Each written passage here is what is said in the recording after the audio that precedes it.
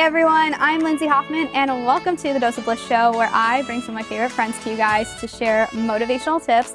Today we have YouTube star Hannah Forcier. I'm so excited to have you here. Hi, I'm excited to be here. Thanks for having me. So our topic today is self-love and positivity, which you know so much about.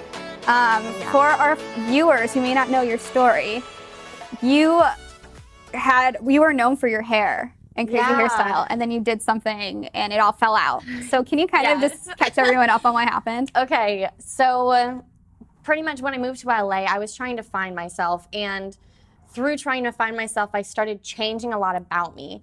And one thing that I decided to depend on a lot was me having bleach blonde. Like I was the bubbly girl with like colored hair, and then I couldn't afford it anymore. Like my lifestyle was too expensive for what I actually made. So I started doing my hair on my own, and then one day I put in a chemical relaxer that I know now is wrong, and when I did it at home, it took just 5 minutes and all of it burnt up and fell out when I went to wash it out. So what did that feel like? Because when I went back in your videos, you were kind of known for your hair, and that's how you were trying to find yourself, and you defined yourself in your hair. Oh yeah. So what's it like to lose what you defined yourself by? It was terrible. It took a long time, really, actually, because I did more live streaming at the time when my hair was colored anyways, and so YouTube came as soon as I lost my hair. So I posted a video saying like, hey, I lost my hair. I don't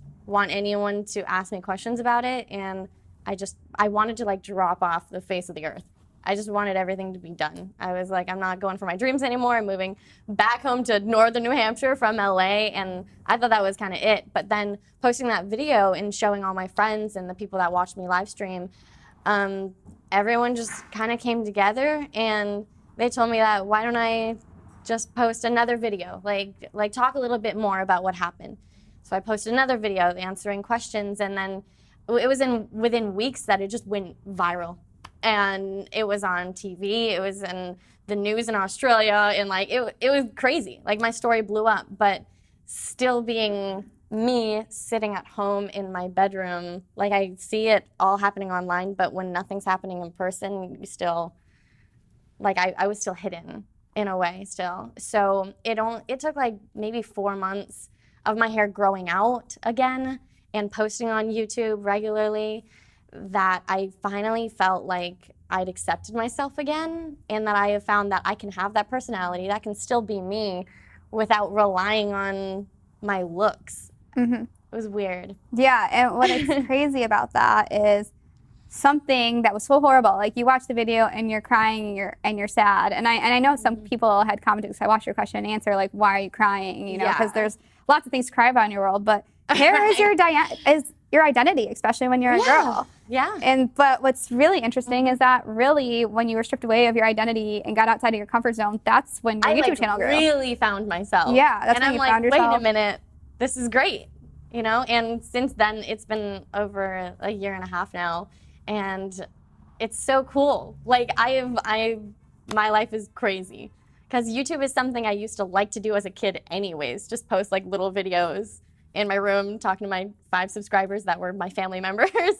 And so I knew how to edit, and I liked filming. I had a camera. And then that just is now my job. So before all your hair fell out, you said you were trying to find yourself with your hair. So did you completely have that self-love and self-worth for yourself? Because it sounds to me like you were looking for something. Apparently not. I really thought that I had like found myself. I was like, this is what I'm gonna wear. I want sparkles on my face, and I want bleached out hair, like hot pink half the time, and this is my style. And I thought that I had found myself, but that was only through my external appearance. And sure, having like bleached out hair and sparkles and going to this party and that place and this event, I mean, that brought a lot of people up to me. So a lot of people were like, oh, I love your hair, I love your style, I love your clothes. That was just like the first step. And then me being like, oh yeah, thanks, and now it's my personality. But when you take away the first step of someone coming up to you, I'm not really one to go up to other people.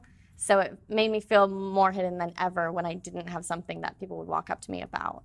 Like for a lot of people, that would be like tattoos or just like a totally different style anyways, like something that someone would initially come up to you about. And I didn't have that before. So how did you learn now once the hair was short? What was that process like? Because I saw a video where you said like you were hating yourself. Yeah. What was that process like? What was going through your head? Yeah, a lot of self-hatred.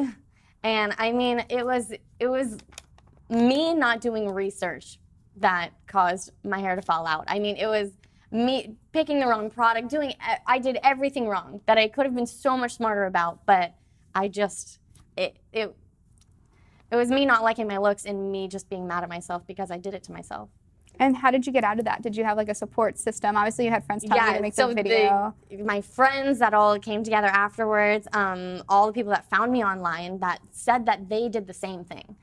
I'm like, okay, so I can be, you know, I can not do the research and I mess up, but also other people in the world have done that too. And crazier things have happened to people. And just a sense of community that was made online through following me and everyone typing to me, it really helped. And then seeing that I could still stay in LA and try to go for my dreams, whatever that is next now, you know, it's cool. And then I saw 1 year later, you decided to shave your head. So Yes. what spawned that to bring that feeling back? Well, like I said, it took like 3 or 4 months for me to actually really start accepting myself again after my hair first fell out. So I never liked myself with my head shaved. Like that was just a sad thing to me. And so I thought, why not on the 1 year mark, I shave it myself and take all the power back from me being so upset a year before. Like it was just really an empowering thing because I was doing the same thing to myself again that made me hate myself, but this time it was on purpose. Yeah. And it was for, you know, everyone that doesn't like themselves, you know, because you can not like yourself for you having long hair too, you know, but yeah. No, it was a really powerful video to do Thank that. you. What did it feel like? Did Thanks. it still feel that sense of vulnerability still seeing yourself with the short hair, or were you like, I'm ready for this? You know what's funny? So I had the idea like a month or two before. I was like, what if I just shaved it on like the day? Like, what if I did that? It didn't matter if the post day was the same. It was really for me, you know, but I wanted to set it up with my network to use their studio and their filming equipment, and my friends are in film, so they were gonna help me make it some beautiful thing. So it didn't hit me until we were actually filming the take of me actually shaving my head that I was like, oh my gosh, I'm actually doing this. Because I was so busy thinking about, oh, the video is gonna be great and the moment's gonna be so cool, and I was buying the razor and doing this, talking to the right people, and then I was like, oh my gosh. And I guess you can't tell in the video because the razor was on, but I was shaking so hard. I was like, yep, this is it. I'm really doing this. This is it. And then just being able to pass it to my friend and then them just taking turns. I told them right before, the one thing that I did not want was like one patch of hair, like on the top. I'm like, everyone just get it done really quickly. Don't try to do anything cool to me, nothing weird, please. And they're like, okay, we got you. So what's the advice that you want to share with people who are dealing with the body positivity and the self-worth and not loving themselves? Try something new. Like change it up. Like go a week without makeup if that's what you feel like makes you pretty, you know? Do something that, you know, would make you second guess things, because you'll find that doesn't matter anyways. Yeah, it's just the voice inside your head, because it didn't take till you being forced to not have the hair to realize that. I would have never thought to shave my head ever. You You know? actually can pull off the look, though. Thank you. You like pull off short hair good. I think maybe a lot more people could than they think. Yeah, and we come up with like these things in our head that we don't realize other people are thinking. You're like, oh, well, I want pink hair because I want people to come talk to me, or everyone's gonna judge me because my hair is short. Like you're making up all these things, and when it actually happened, your video, like it has like 13 million views at this point, right? So it's like the one thing that you thought was the end of the world was actually the beginning. It was the start. Yeah. Can you explain a little bit about like what that is like? Because I think so many people are afraid to love themselves or take that extra mile, and when you do, your world, it's like the key to the world. Changes. Yeah, I think that's the journey of life is trying to find yourself and who you are. And the only way you can do that is by doing different things. And so whether like if something hurts your feelings today, you do something stupid that affects you for the next year or week, then there's going to be an end to it, and you're just going to grow more from it. So go for it, because there's no way you can really fail in the long run. Yeah, exactly. And the things that you mess up with, you can just work with it. Like, you used to talk about your hair being like colored, and you might have not even known that maybe that was kind of like your brand on YouTube. Oh my gosh. Then you shaved off all your hair fell out, and then you're like, what do I do next? Okay, I'm gonna wear wigs in my videos. Right. Yeah, that was kind of crazy too, because as soon as my hair loss video blew up, then wig companies were contacting me, friends were contacting me, asking me to send me wigs, you know, for me to wear as like a crutch, something to do that like I would feel better about myself, because I was obviously so sad. But then as soon as I got them and I was putting them on, that's when I kind of realized that I probably wasn't gonna wear them like daily or even at all. Like I just felt so like stupid for my mistake that I just wanted to just own it. And like everyone, 13 million people saw the video, so how many other people can walk up to me on the street and be like, why is your head shaved? Like, no one's gonna do that. No one actually does that. Like you said, it's all in your head. Yeah, all the things are in your head. I think that's really interesting too, that you owned yourself so that you didn't even need the crutch of the wig. And maybe and that's what I wanted to push towards other people too. So my wig reviews started really popping off as well. And now people wanted to see me, being funny with wigs too, putting them on like, ooh, look at me, because it's funny. But then, I give those wigs away because I don't wear them, and I don't think other people should put the pressure on themselves that they feel like they need them as well. So I think that's why I do my reviews in that way, that it's just for fun. Yeah. And it's something cool, and it's cool to walk around with long hair one day and then no hair the next, because life isn't that serious. Yeah, and then now you can have the pink hair without ruining it. You can do whatever you want. But I have some cool wigs now that I'm like, wow, if my hair looked like this, but I'm like, no, I'd rather just keep the wig and then have my hair stay in my head probably for the rest of So what's your take on looking natural now? Because now your hair is more like, it's natural, and even your makeup, my hair is thicker than ever. It's like coming in curly, and this is my second time growing it out. You know, at this point. Was it curly before?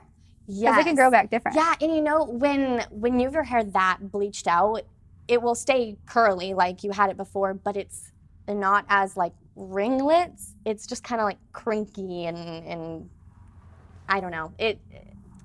I tried to make sure that I didn't have to straighten my hair, and that's why I used the product in the first place, because I thought straightening it was damaging my bleached hair. But then, of course, putting a chemical in it would just ruin it worse. Yeah. But it's crazy because it really was a thing to save you, because when I've heard this, when you shave your hair, it does grow back thicker. Yeah. After. Oh, it does, yeah. So and it's really in all different directions. It's funny, my mom's sending me baby pictures of me, because now that I can like have bangs out if I wanted to, and you can see that I have like cowlicks all over the place, and she's like, oh, just like when you were a baby. Aw, so like, your mom thought you looked so cute I'm a child again. Yeah, go back.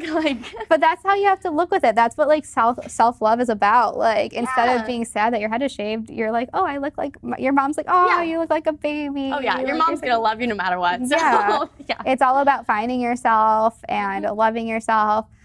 We only have a few minutes left, but what's the biggest thing you want to leave people with about learning to love themselves?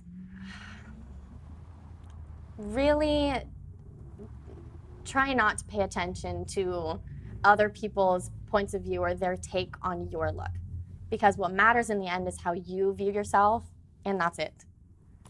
And it doesn't even matter what you think of yourself. Not what you think about, but it doesn't matter like how you look.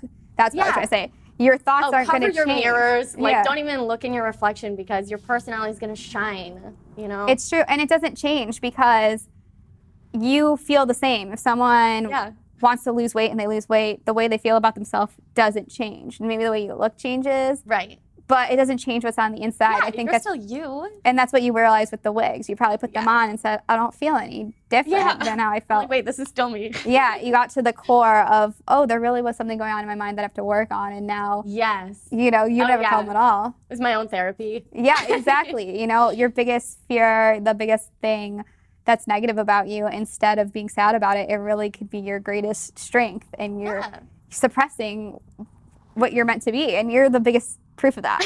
You never know.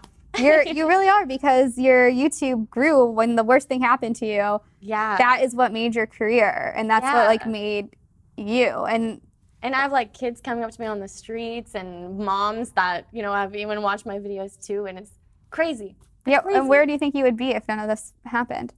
Oh my gosh. I have no idea.